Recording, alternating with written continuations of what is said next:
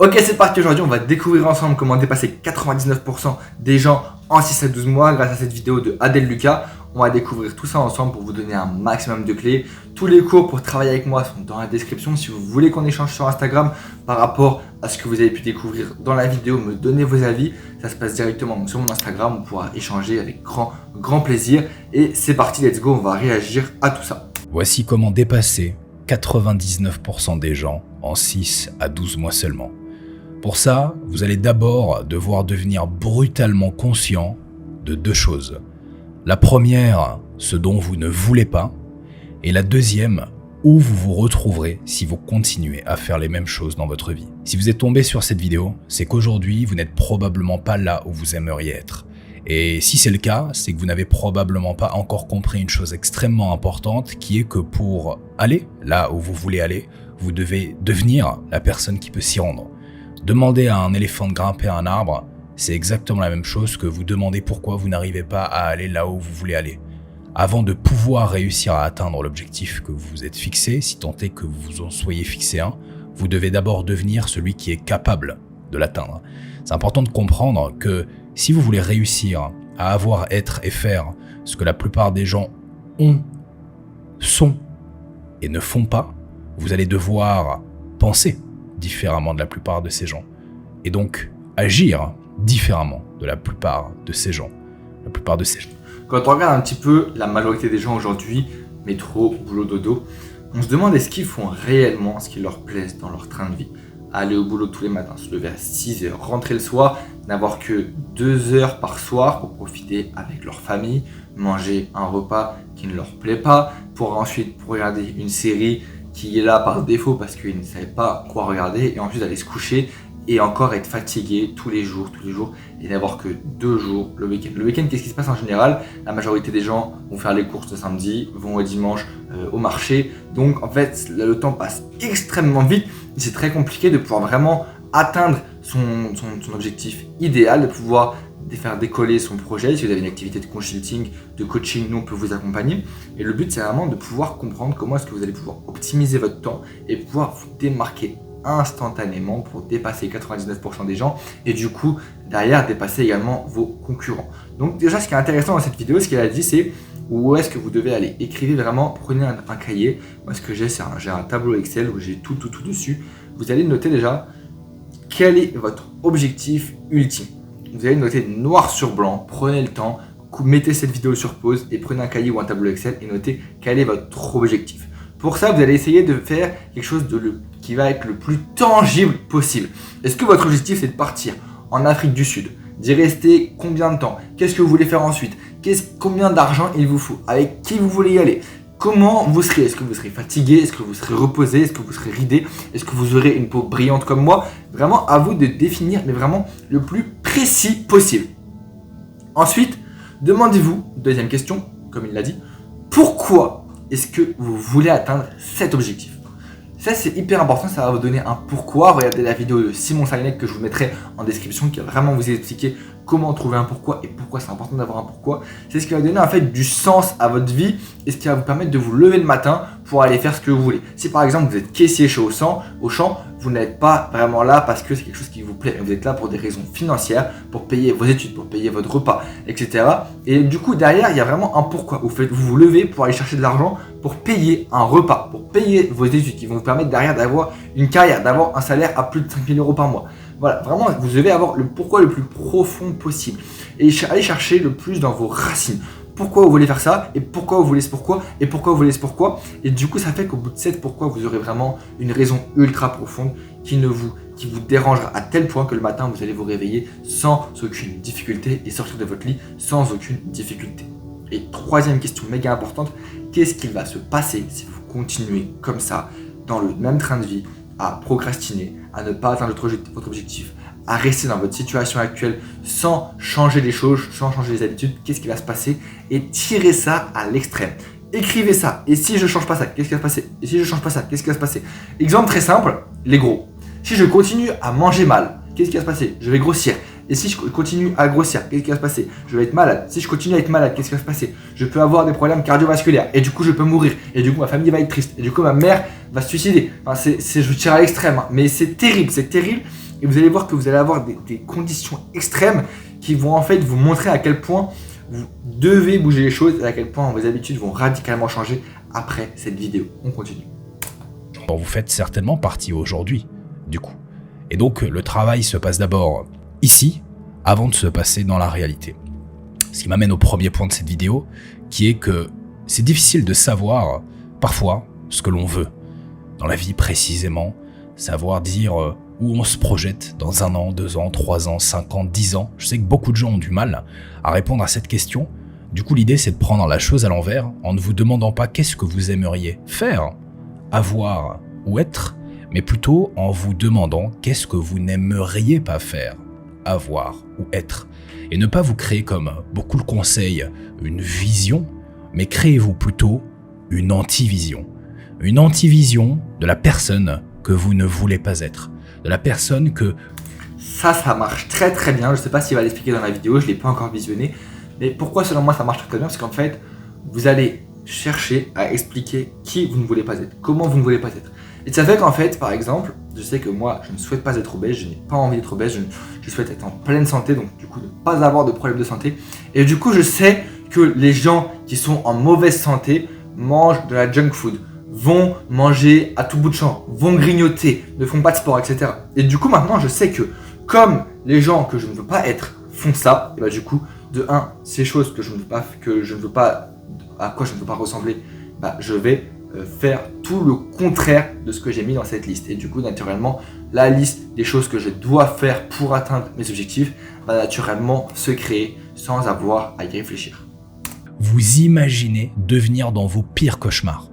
Je sais pas, dans mon cas par exemple, ça aurait été de travailler pour quelqu'un d'autre que moi-même, du matin jusqu'au soir, en étant payé au salaire minimum, au travers d'une activité que je déteste, sans pouvoir prendre soin de ma santé mentale, physique ou encore de mes proches, en ayant la contrainte temporelle et spatiale de la liberté et de pouvoir profiter de ce semblant de liberté que durant mes semaines de congés payés ou à la retraite lorsque je serai trop vieux pour pouvoir en profiter, et ce, en ayant besoin de demander la permission à un patron ou à un État.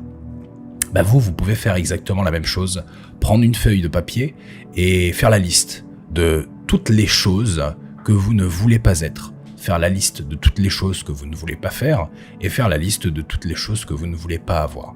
Et je vous garantis qu'en le faisant et en procédant du coup indirectement par élimination, eh bien, sans savoir précisément ce que vous auriez aimé faire, ce que vous auriez aimé être ou ce que vous auriez aimé avoir, eh bien vous allez arriver avec finalement assez peu d'options restantes puisque vous en aurez éliminé la majorité, et ça vous permettra de savoir du coup non pas seulement quelle a été votre anti-vision, mais quelle est aussi votre vision. Une fois que vous avez un cap, une fois que vous avez une anti-vision et du coup également une vision, ce que vous allez vouloir faire, c'est disparaître. Vous allez vouloir disparaître, alors évidemment pas dans le sens littéral du terme, il ne s'agit pas ici, pouf, d'appuyer sur un bouton et puis de ne plus être là. Non, il s'agit ici plutôt de se couper, de... Aujourd'hui, c'est quelque chose que je vois de plus en plus sur YouTube, d'activer le mode moine, de se couper d'internet. Et pourquoi ça fonctionne? Parce qu'en fait, vous allez comme prendre une photo aujourd'hui sur vos réseaux sociaux à votre situation actuelle dans laquelle vous êtes aujourd'hui. Et maintenant, vous allez vous couper, vous allez travailler en silence, comme vous n'avez jamais travaillé auparavant. Vous allez mettre en place ces habitudes dont vous avez toujours rêvé et dont vous n'avez jamais osé. C'est quelque chose que j'ai mis en place il y a 4 ans dans ma vie. Je dormais par terre, à même le sol. J'avais retiré les draps de mon lit pour dormir par terre. Quand j'étais en classe préparatoire, s'il y en a qui voient cette vidéo et qui étaient en classe préparatoire avec moi, ça vous serait la réalité. Je dormais par terre, je me levais tous les matins à 5h du matin et je me couchais vers minuit. Parfois 1h du matin, mais j'essayais vraiment de tenir le rythme des 5 heures de sommeil minimum, voire même 6 heures de sommeil minimum, c'est quelque chose que je cherchais à faire. Et après, j'allais faire de la corde à sauter le matin, et le soir, je travaillais mes cours de mathématiques, de langue, de philosophie et d'histoire jusqu'à minuit, 1h du matin. Vraiment, comme je vous dis, le mieux c'était minuit, et le week-end, je travaillais un petit peu mon activité et mes skills, skills on va dire en affaires, donc négociation, leadership, investissement, etc. Mais ça c'était plus le week-end.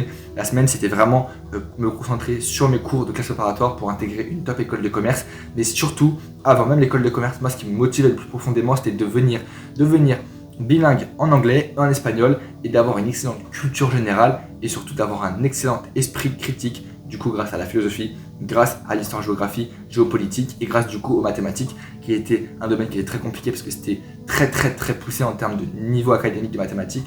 Mais pour autant, ça m'a vraiment permis de développer et d'approfondir plus que jamais mon esprit de logique et ma capacité de réflexion. Et c'est quelque chose que même si j'ai beaucoup souffert, c'est quelque chose qui m'a vraiment permis de me dépasser en réalité. Et quand je regarde mon chemin, mon parcours, c'est vraiment un moment de ma vie où j'ai beaucoup progressé, j'ai beaucoup travaillé. Je voyais très peu ma famille, mes parents. J'ai pas vu mon père pendant plus d'1 an et demi. Si vous avez l'occasion d'échanger avec moi, on pourra en discuter, mais c'était vraiment très dur pour moi. Même mes proches, j'avais très peu de copains, pas de copines, c'était très compliqué. Vous vouliez aller jusqu'à présent. Parce qu'effectivement, encore une fois, comme je le disais précédemment, si vous n'avez pas réussi à aller où vous vouliez aller, c'est que vous n'êtes pas encore devenu la personne qui peut s'y rendre. Et cette personne-là, aujourd'hui, elle a probablement des choses qui l'en ont empêché. Quelles sont ces choses ? Ne vous demandez pas qu'est-ce que vous pouvez rajouter, demandez-vous plutôt qu'est-ce que vous pouvez enlever. Ça, voilà, c'est pas mal, même amélioré. Mais déjà, quand vous regardez votre liste des courses, vous allez acheter plein de trucs aux courses. Qu'est-ce que vous pouvez retirer ? Donc tout ce qui va être produits sucrés, tout ce qui va être grignotage, tout ce qui va être tablette de chocolat inutile, les brioches, les Mikado, les bonbons, le lait, super mauvais pour le corps, le lait ça donne plein de boutons, je vous déconseille, privilégiez plutôt le lait d'amande, le lait de soja à bannir, plutôt le lait de coco.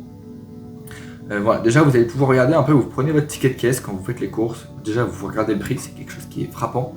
On ne se rend pas compte à quel point les courses, l'alimentaire ça coûte très cher, regardez, et demandez-vous quand est-ce que vous mangez. Pourquoi est-ce que vous mangez ? Est-ce que c'est parce que vous avez faim ? Est-ce que c'est parce que vous êtes stressé ? Est-ce que c'est parce que c'est pour compenser de l'émotionnel ? Donc c'est très important, par exemple si vous êtes triste, vous allez manger. Or c'est absolument décorrélé, vous ne devez pas manger. Et qu'est-ce que vous mangez ? Est-ce que vous mangez plutôt des bananes ? Est-ce que vous mangez plutôt des bonbons ?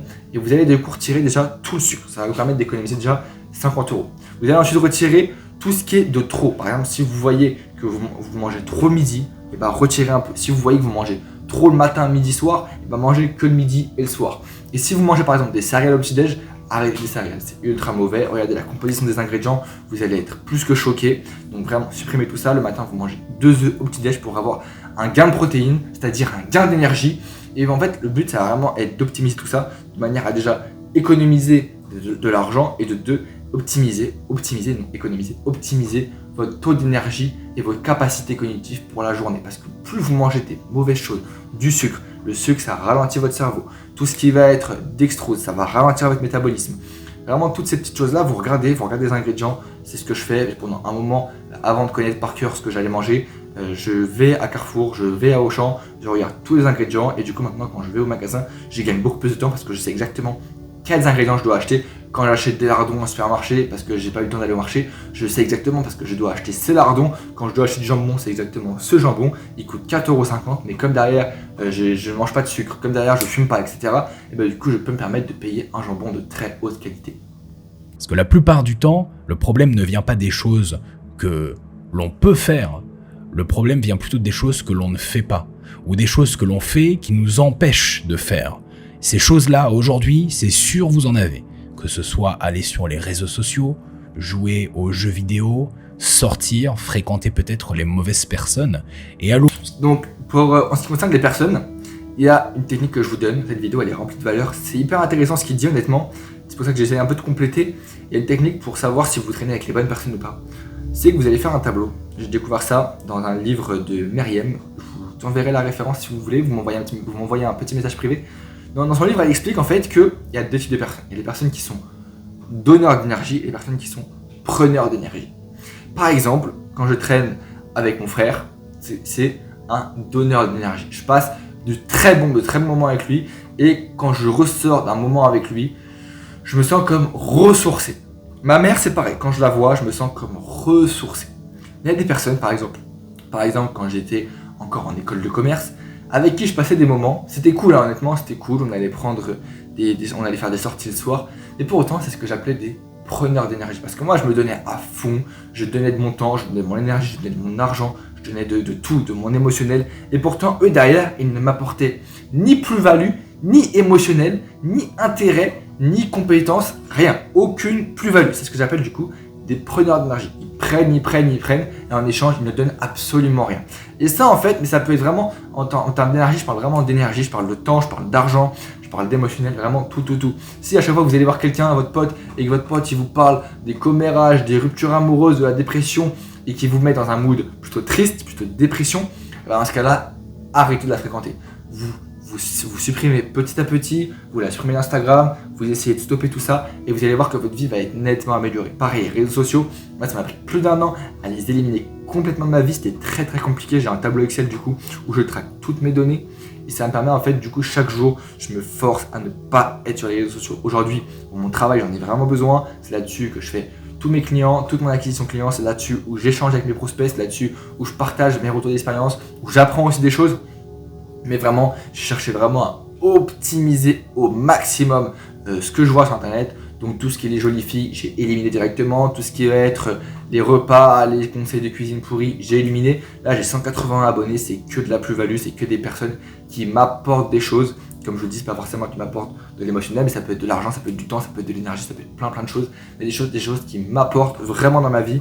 Et ça me permet du coup d'éviter de scroller à l'infini parce que je sais exactement qu'est-ce que je dois regarder. J'ai un limiteur de temps sur mon écran de 1h30 par réseaux sociaux. Enfin, 1h30 sur tous mes réseaux sociaux, donc YouTube, Threads, Instagram, LinkedIn, Facebook, TikTok. J'ai 1h30 pour tout ça et genre, en général, ça dépend des jours. Quand j'ai beaucoup de travail, et bah du coup, je scrolle plus parce que mon cerveau est plus fatigué. Mais sinon, j'essaie vraiment d'optimiser tout ça, de programmer un maximum pour ne plus avoir à passer du temps et à consommer du temps sur les réseaux sociaux. Source la plus précieuse qui est la vôtre, à savoir le temps, dans autre chose que ce dans quoi vous devriez l'allouer pour pouvoir aller là où vous voulez aller. Une fois que vous avez fait l'inventaire de toutes ces choses, vous allez vouloir, de manière radicale, les éliminer.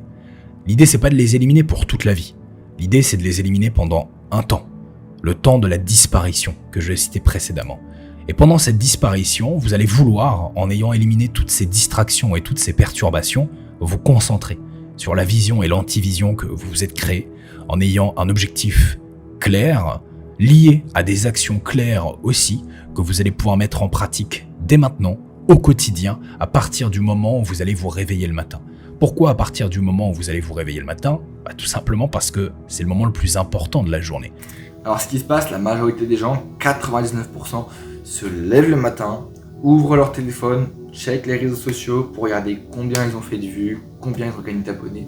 Or, la réalité, quelque chose que personne ne vous dira, mais les influenceurs ont des millions, des milliers d'abonnés, des milliers de vues qu'ils payent à des agences. C'est très facile aujourd'hui d'acheter des abonnés, d'acheter des vues. Et donc, si aujourd'hui vous vous comparez à ces influenceurs, ces personnalités publiques, vous faites la mauvaise chose parce qu'aujourd'hui, faire des vues ne vous rapporte absolument rien si vous ne cherchez pas à monétiser derrière, si vous ne cherchez pas à avoir une stratégie de reconnaissance, de personnalisation.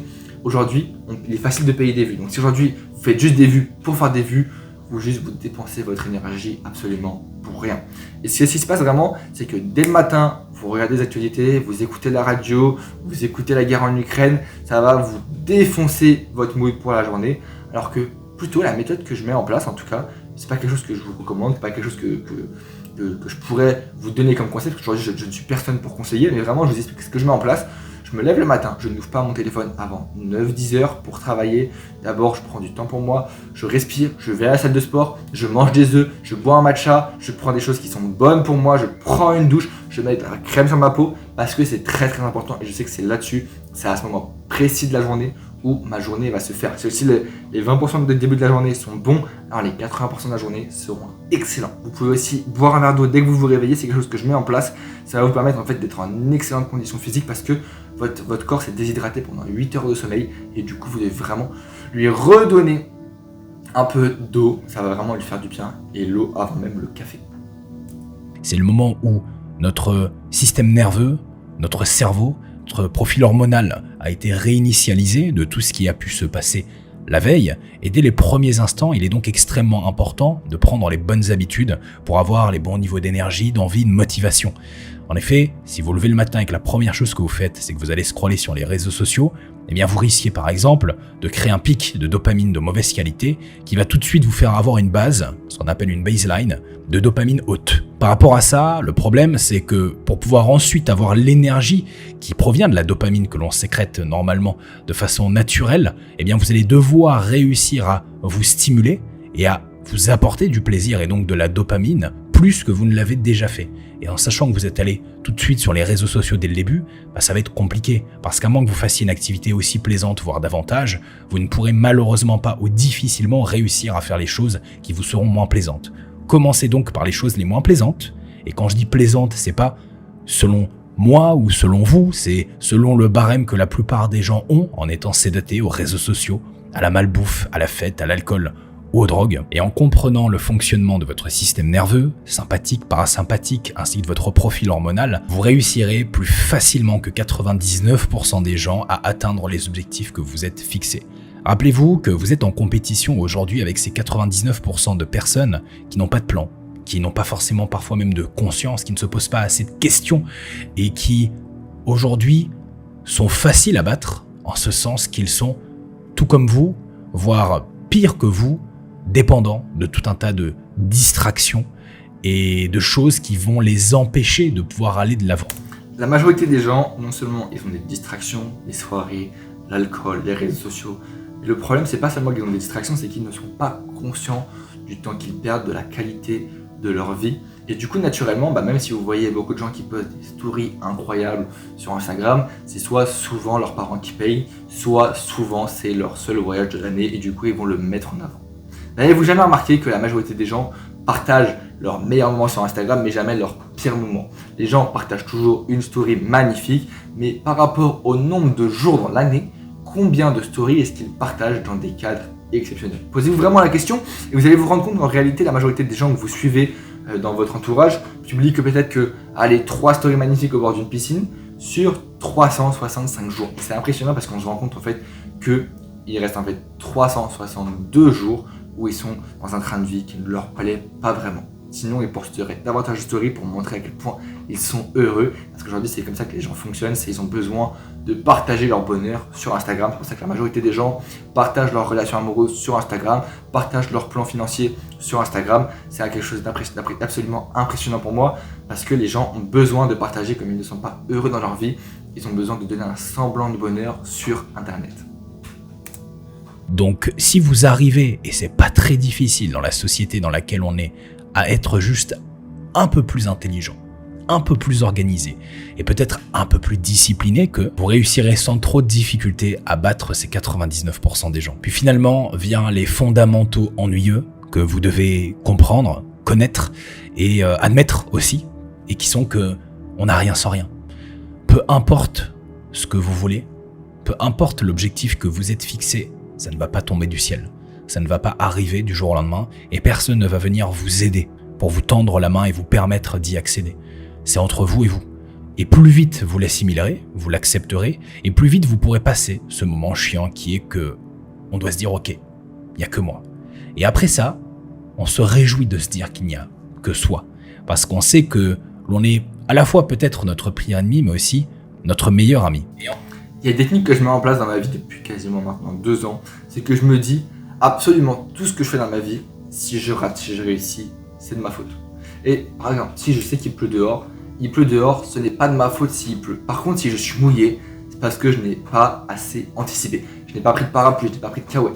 Et en fait, ça fait que dans cette optique, tout est absolument de ma faute. Et du coup, je suis le plein responsable de ma vie. Si je n'ai pas aujourd'hui le nombre d'argent sur mon compte en banque que je veux, c'est parce que je n'ai pas mis les bonnes méthodes. Si aujourd'hui je n'ai pas la bonne alimentation, c'est parce que je n'ai pas eu la bonne discipline pour acheter les bonnes courses dans le magasin. Si je n'ai pas aujourd'hui les meilleures applications, c'est parce que je n'ai pas pris le temps de m'intéresser aux meilleures applications. C'est un exemple vraiment pour vous montrer à quel point aujourd'hui c'est vraiment important de bien comprendre. Aujourd'hui, vous regardez ce que vous faites dans votre vie, comment vous pourriez améliorer et vraiment essayer d'être absolument conscient de tout ce que vous faites et de chercher à optimiser, améliorer. Et en ce sens, plus vite on l'a compris, plus vite on peut réussir à atteindre ses objectifs. Donc l'idée ici, c'est de vous rappeler que vous allez devoir bosser, que vous allez devoir mettre les heures, que vous allez devoir vous présenter chaque jour face à vos objectifs, et qu'en le faisant, vous avez une chance de provoquer le destin, parce que comme le disent certains, ceux qui sont là tous les jours et qui mettent en place des actions tous les jours, peut-être un jour vont saisir une opportunité, vont saisir une chance que le destin aura mis sur leur chemin. Et vous allez me dire, oui, mais peut-être que si je teste, il y a des chances que je ne réussisse pas. Et la réalité, c'est que oui, si tu testes, tu n'as peut-être pas de chance de réussir. Tu n'as peut-être aucune chance de réussir. Mais j'avais vu une image qui était très parlante, si je la retrouve, je vous la mettrai à l'écran. C'est que si tu ne testes pas, forcément, tu vas rater. Alors que si tu testes, soit tu vas rater, soit tu vas réussir. Mais du coup, tu as plus de chances de réussir. Non pas que je crois au destin, mais plutôt ici comprenez que mathématiquement, il est logique d'un point de vue statistique que si vous devez avoir une opportunité à un moment donné dans ce que vous voulez faire, en vous présentant tous les jours, vous ayez plus de chances de la saisir qu'en ne vous présentant pas. Et parfois, ça peut se jouer à un jour près. Ou parfois, vous pouvez avoir une opportunité mais être dans l'incapacité de la saisir parce que vous n'avez pas fait le travail en amont qu'il fallait avant. Et donc l'idée de se présenter tous les jours, c'est l'idée de maximiser vos chances, de pouvoir saisir la chance lorsqu'elle se présentera à vous. Et si elle ne se présente pas, eh bien au moins, en vous présentant tous les jours, cette chance-là, vous l'aurez créée par vous-même et vous l'aurez pliée à votre volonté. Alors maintenant, il y a peut-être une question que vous posez qui est « Quand est-ce que je verrai des résultats ? Quand est-ce que je pourrai avoir le fruit de ce travail ?» Ne vous posez pas cette question. Je vais vous dire la vérité, quand j'ai commencé le sport il y a à peu près 4 ans, même 4 ans, enfin pas le sport, ça fait depuis que je suis tout petit que je fais du sport, mais vraiment, ça fait 4 ans que je fais des exercices de musculation, que je fais des tractions, que je fais des choses comme ça. Et je me suis dit, ok, je fais ça pour apprendre à avoir de plus gros pectoraux, pour apprendre à avoir les abdominaux saillants, etc. Et je me suis dit, waouh, je veux ça. Et j'ai vu que pour avoir ça, il fallait faire des tractions tous les jours, il fallait faire des abdos tous les jours, il fallait faire de la corde à sauter tous les jours. Et c'est exactement ce que j'ai mis en place depuis 4 ans. Je faisais tous les matins de la corde à sauter 100 tours, traction, j'en faisais 50 à 100 tous les jours, soit le matin avant mes cours, soit le soir après mes cours, mais absolument tous les jours. Là, il y a 2 ans, j'ai intégré du coup Basic Fit, que je vais tous les jours à Basic Fit, ou au moins une fois tous les 2 jours quand j'ai pas le temps. Mais avant, j'allais surtout faire du street work dehors sur des barres. Maintenant, je vais toujours à Basic Fit. Mais du coup, je me suis dit, c'est quand que j'aurai ces abdos, c'est quand que j'aurai ces abdos. Mais pour autant, je continuais à travailler depuis 4 ans. J'y allais tous les jours. Et ça fait maintenant, 7 mois, 6 mois que j'ai vraiment des abdos qui sont visibles. Et pour autant, avant, j'avais beau aller à la salle tous les jours, manger excellemment bien, de la viande rouge, éviter tout ce qui est glucides, alcool, soda, sucre, etc. Et pourtant, je n'avais pas encore les abdominaux. Et aujourd'hui, je commence à les avoir, ils sont bien visibles parce que j'ai bien maintenu ma routine. Et je ne pensais pas, à vrai dire, que ça allait prendre autant de temps, mais je savais qu'avec les bonnes méthodes, ça allait arriver, donc j'ai pris le temps, je continue. Et aujourd'hui, je continue encore pour encore déjà de 1, entretenir et de 2, encore optimiser, améliorer. Si vous vous posez cette question, peu importe la réponse que vous aurez, elle ne saura vous satisfaire. Comprenez que ce travail, cette quête, c'est pas celle d'un mois ou d'un an, c'est celle d'une vie. Et aujourd'hui, il y a une philosophie à laquelle je me raccroche et qui m'a beaucoup aidé à partir du moment où je l'ai embrassée, et qui est de me dire que peu importe l'objectif que j'ai, si j'en ai un qui me tient vraiment à cœur, un rêve auquel je m'accroche, une vision que j'ai réussi à avoir ou une anti-vision, eh bien je préfère me battre toute ma vie à essayer de l'obtenir, à essayer de l'atteindre, à essayer d'arriver à accéder à mes objectifs, mais sans ne jamais y arriver, plutôt que de me résigner, d'abandonner et de ne jamais essayer. Parce qu'en effet, pour moi, la vie que je fuis dans cette antivision que je citais au début, c'est-à-dire celle de quelqu'un de prisonnier, d'esclave, tel que je le vois, eh bien, essayer de la fuir pour moi vaut plus, même si j'échoue, que de ne pas essayer, de me résigner et d'être assuré d'échouer. Parce qu'en vous résignant, vous êtes sûr du résultat. En ne vous résignant pas, vous avez une chance d'échouer. Mais vous avez aussi une chance de réussir. Et je préfère encore une fois essayer toute ma vie et ne pas avoir réussi, mais ne pas avoir de regrets, plutôt que de ne pas essayer et de me demander ce qu'il se serait passé. Tout pour cette vidéo, j'espère qu'elle vous a apporté beaucoup de valeur. Si vous avez besoin, je pourrais vous envoyer mon tableau Excel, je vous montre un petit peu à quoi ça ressemble. Donc j'ai en fait une partie où je notais toutes mes habitudes quotidiennes. J'ai aussi du coup un tracker, c'est un tableau qui analyse en fait mes performances. Donc en ce moment, je suis à peu près à 60-70% de réussite.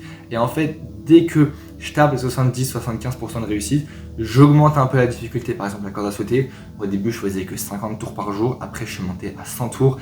Et ça fait que du coup, 100 tours, il y a des jours où je ne les tenais pas. Donc forcément, ça baissait mes taux. Aujourd'hui, je suis à 200 tours par jour. C'est un exemple. Par exemple, pareil, tous les jours, je pense à me suspendre pour faire un petit peu de rétention en hauteur, genre, au début c'est quelque chose que je n'avais pas mis en place et à force, il y a des habitudes que j'ai retirées pour mettre du coup celles où j'excellais, où j'avais tout le temps des résultats positifs, où c'était une habitude qui était ancrée, je les ai retirées pour mettre place à des nouvelles habitudes que je voulais mettre en place dans ma vie. Et du coup ça fait que j'ai globalement un taux qui a 60-70% de réussite avec tout le temps les nouvelles habitudes que j'ajoute et les anciennes que je retire. Donc c'est très intéressant pour moi et j'ai aussi du coup un tableau dans lequel je note aussi mes missions de la semaine. Donc souvent ça va être créer du contenu, ça va être interagir avec ma communauté, etc. Et c'est vraiment très important, ça me permet vraiment de voir exactement où va mon focus et de traquer absolument toutes mes habitudes. Si vous voulez en savoir plus, envoyez-moi un message sur Instagram. Je pourrais vous partager le tableau, ça me fera plaisir. Si ça peut vous aider, je le ferai avec grand plaisir. Et surtout, c'est vraiment le but de cette vidéo, c'est vraiment de vous aider. Et si vous voulez qu'on travaille ensemble, vous avez tous mes cours dans la description. Je sais qu'on a beaucoup de concurrence, mais la manière dont nous on propose les choses est vraiment complètement différente. Et vraiment aller centrer vers du résultat, c'est pas forcément juste un cours, c'est vraiment optimisation vers du résultat. Vous pouvez regarder, vous pouvez jeter un œil. Si ça vous plaît, vous m'envoyez un petit message. Si vous voulez qu'on travaille ensemble, vous pouvez directement checker ça. Et si vous n'êtes pas encore prêt ou vous souhaitez en savoir plus, écrivez-moi un message sur Instagram. C'était Mathieu, prenez très soin de vous et on se dit à plus tard. Ciao ciao.